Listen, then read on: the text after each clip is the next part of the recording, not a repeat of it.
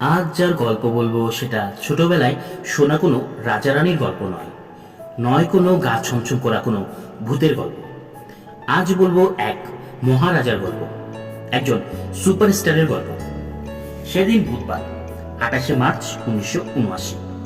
সময়ের এই বিন্দুতে শুরু হোক এক সুপারস্টারের অপ্রতিরোধ্য হয়ে ওঠার গল্প। আব্দুর রউফ আর নূরজাহান দম্পতির কোলে আসেন এক পুত্র সন্তান। গোপালগঞ্জের মোকসেদপুরের রাগদি গ্রামে সেদিন অন্যরকম এক আনন্দ, কারণ এই দম্পতির প্রথম সন্তান এলো পৃথিবীতে। তার নাম রাখা হলো মাসুদ রানা। জন্ম গোপালগঞ্জ হলেও তার বেড়ে ওঠা নারায়ণগঞ্জে।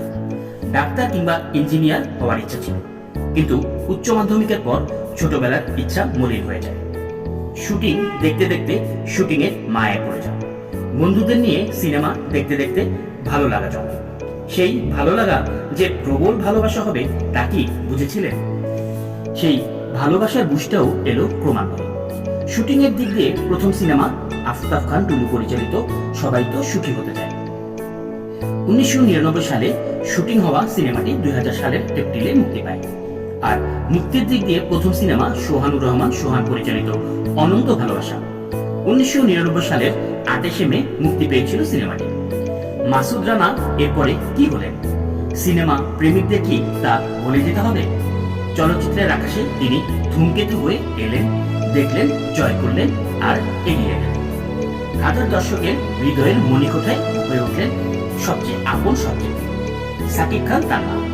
ভালোবেসে ভক্তরা তাকে ঢালিউড কিং খান বলে ডাকে। আছে আরো আদরের নাম ভাইজান। 45 বসন্তে তিনি আরো পরিণত, আরো প্রভাবশালী। এক সাক্ষাৎকারে সাকিব খানকে পাওয়া প্রসঙ্গে নির্মাতা সোহানুর রহমান সোহান জানান, নৃত্য পরিচালক আজিজ রেজার মাধ্যমে সাকিব খানকে পান। প্রথম দেখাতেই সাকিব খানকে নায়ক হিসেবে পছন্দ হয় পরিচালক সোহান। অভিনয় ক্যারিয়ারের 7 বছরের মাথায় সেঞ্চুরি হাঁকান সাকিব খান।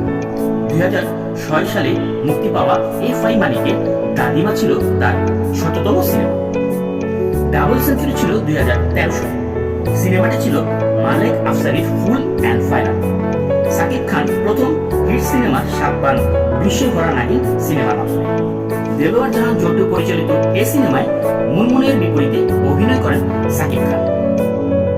25 বছর আগে সাকিব খানকে নিয়ে ভবিষ্যৎবাণী করেছিলেন নায়করাজ রাজ্জাক, সেটি আজ সত্যি হয়েছে। 1999 সালে জানের জান সিনেমার শুটিং করছিলেন নির্মাতা মোস্তাফিজুর রহমান মানিক। সবশেষে সাকিব খানকে বুকে জড়িয়ে নেন নায়করাজ রাজ্জাক। বলেছিলেন, আমার সাথে শট দিতে অনেকেরই হাঁটু কাঁপে, তুই এক শটে সবকিছু শেষ করে দিলি। রাজ্জাকের পর যদি কেউ বাংলা সিনেমার সুপারস্টার হয়, চলচ্চিত্রকে নেতৃত্ব দেয়, সেটা হবি তুই। এক সাক্ষাৎকারে এমনটাই বলেছিলেন মোস্তাফিজুর রহমান বাবু। সাকিব খান এই পর্যন্ত শ্রেষ্ঠ চলচ্চিত্র ক্যাটাগরিতে 4টি জাতীয় চলচ্চিত্র পুরস্কার সহ অসংখ্য সম্মাননা অর্জন করেছেন। সুনামের পাশাপাশি বেশ কিছু বদনামের অংশীদারও হয়েছেন তিনি। 2017 সালে চলচ্চিত্র সংগঠন কর্তৃক অনির্দিষ্টকালের জন্য নিষেধাজ্ঞা, প্রতারণা ও মানহানির মামলা। 2019 সালে পাসওয়ার্ড সিনেমার মুক্তির সময় তার মন্তব্য ঘিরে সমালোচনা, শাপলা মিডিয়া কর্তৃক আইনি নোটিশ, রাজীব কর্তৃক জরিমানা। 2020 সালে গানের অধিকার ইস্যু। অস্ট্রেলিয়ার একটি ঘটনায় আদালত পর্যন্ত যেতে হয়েছিল ঢালিউড ভাইজানকে। সাকিব খানের আঙ্গিকগত বড় পরিবর্তন আসে 2016 সালে বাংলাদেশ ভারত যৌথ পরিচালনা ছবি শিকারীতে, যা অনেক প্রশংসিত হয়। এরপর থেকে নিয়মিত ভিন্ন ধারার লুক নিয়ে আসছেন সাকিব খান। সবশেষ মুক্তি পাওয়া দরজ সিনেমায় তার লুক, চরিত্র দুলুমিয়া দর্শকদের মাঝে ঝড় তুলেছে।